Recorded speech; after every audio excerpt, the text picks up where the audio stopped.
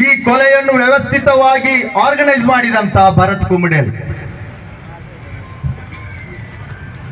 ಒಬ್ಬ ನೀಚ, ಒಬ್ಬ ಕೊಲೆಗಡುಕ, ಅಶ್ರಫ್ ಕಲಾಯ ಆರೋಪಿ, ಗತಿಲ್ಲದಂತಹ ಒಬ್ಬ ವ್ಯಕ್ತಿ ಈಗ ಇಲ್ಲಿ ಬಜರಂಗ ದಳದವರ ನಾಯಕತ್ವಕ್ಕೆ ಒಂದು ಅವರಿಗೆ ಇರುವಂತ ಒಂದು ದೊಡ್ಡ ಬೇಜ್ ಏನಂತ ಹೇಳಿದ್ರೆ ತಲೆ ಕಡಿಯುವವರು ಮಾತ್ರ ಅವರು ನಾಯಕರಾಗುವಂಥದ್ದು.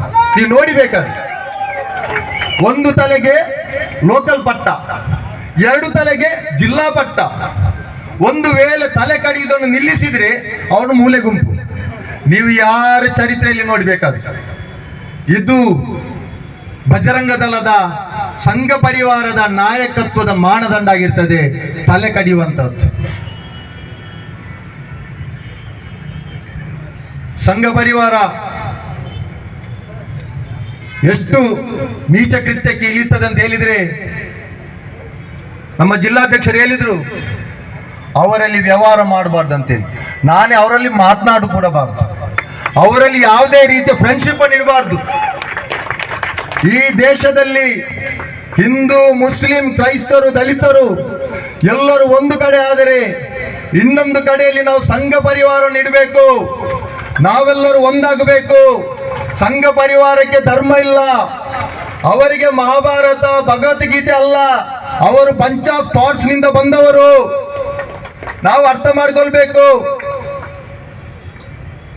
ಅವರಿಗೆ ಅಂಬೇಡ್ಕರ್ ಕಲಿಸಿಕೊಟ್ಟಂತ, ಅಂಬೇಡ್ಕರ್ ಮಾಡಿ ರೂಪಿಸಿದಂತ ಸಂವಿಧಾನ ಅಲ್ಲ, ಅವರಿಗೆ ಅವರದೇ ಆದಂತ ಒಂದು ಸಂವಿಧಾನ ಇದೆ. ಈ ದಕ್ಷಿಣ ಕನ್ನಡ ಜಿಲ್ಲೆಯಲ್ಲಿ ಅವರು ಕೇವಲ ಮುಸಲ್ಮಾನರನ್ನು ಮಾತ್ರ ಅಲ್ಲ, ಅದೆಷ್ಟೋ ಹಿಂದೂಗಳನ್ನು ಕೂಡ ಹತ್ಯೆ ಮಾಡಿರುವಂತದ್ದು ಕೂಡ ನಾವು ನೋಡಿದ್ದೇವೆ. ಪುತ್ತೂರಿನಲ್ಲಿ ಎಬಿವಿಪಿಯ ಕಾರ್ಯಕರ್ತನಾದ ಅಕ್ಷಯ್ ಕಲ್ಲೆಗಡನ್ನು ಬರ್ಬರವಾಗಿ ಕೊಲೆ ಮಾಡಿದ್ರು ಈ ಸಂಘ ಪರಿವಾರದವರು. ಅದೇ ರೀತಿ NITಗೆ ಬಸ್ಸಲ್ಲಿ ಪ್ರಯಾಣಿಸುತ್ತಿದ್ದಂತಹ ಪ್ರಕಾಶ್ ಎಂಬ ವ್ಯಕ್ತಿಯನ್ನು ಬಸ್ಸಿಂದ ಎಳೆದು ಹಲ್ಲೆ ಮಾಡಿ ಸಾಯಿಸಿರುವಂತದ್ದು ನಾವು ನೋಡಿದ್ದೇವೆ. ವಿನಾಯಕ ಬಾಲಿಗ RTI ಕಾರ್ಯಕರ್ತ, ಹಿಂದೂ ದೇವಸ್ಥಾನದ ಮುಖ್ಯಸ್ಥರ ಇವರನ್ನು ನರೇಶ್ ಶೆಣೈ, ಸೂಲಿಬೆಲೆಯ ಆಪ್ತ, ನಮೋ ಬ್ರಿಗೇಡ್ನ ಸಂಸ್ಥಾಪಕ ಕೊಲೆ ಮಾಡಿ ಜೈಲಲ್ಲಿ ಕೂತಿದ್ದನ್ನು ಕೂಡ ನಾವು ನೋಡಿದ್ದೇವೆ. ಬಂಟ್ವಾಳದಲ್ಲಿ ಶ್ರಮಜೀವಿಯಾದಂತಹ ದೈನಂದಿನ ಕೆಲಸ ಕಾರ್ಯಗಳನ್ನು ಪೂರ್ತಿಗೊಳಿಸಿ ಮನೆಗೆ ಹೊರಟಂತಹ ಸಂದರ್ಭದಲ್ಲಿ ಹರೀಶ್ ಪೂಜಾರಿ ಎಂಬ ಹಿಂದುಳಿದ ವರ್ಗದವನನ್ನು ಕೂಡ ಹತ್ಯೆ ಮಾಡಿರುವಂತದ್ದು ಸಂಘ ಪರಿವಾರ. ಉಲ್ಲಾಳದಲ್ಲಿ ಕಾರ್ತಿಕ್ ಎಂಬ ಹಿಂದೂ ಕಾರ್ಯಕರ್ತನನ್ನು ಕೊಲೆ ಮಾಡಿದಂಥದ್ದು ಸಂಘ ಪರಿವಾರ. ಅವತ್ತಿನ MP ನಳಿನ್ ಕುಮಾರ್ ಕಟೀಲ್ ಹೇಳಿದ್ರು ದಕ್ಷಿಣ ಕನ್ನಡ ಜಿಲ್ಲೆಗೆ ಬೆಂಕಿ ಹಾಕ್ತೇವೆ ಅಂತ ಹೇಳುವಂಥದ್ದು. ನಂತರ ಹಾಕ್ಲಿಲ್ಲ. ಕೀರ್ತಿ ಎಂಬ ಕೊಲೆ ಕೂಡ ಇಲ್ಲ ಇತ್ತು.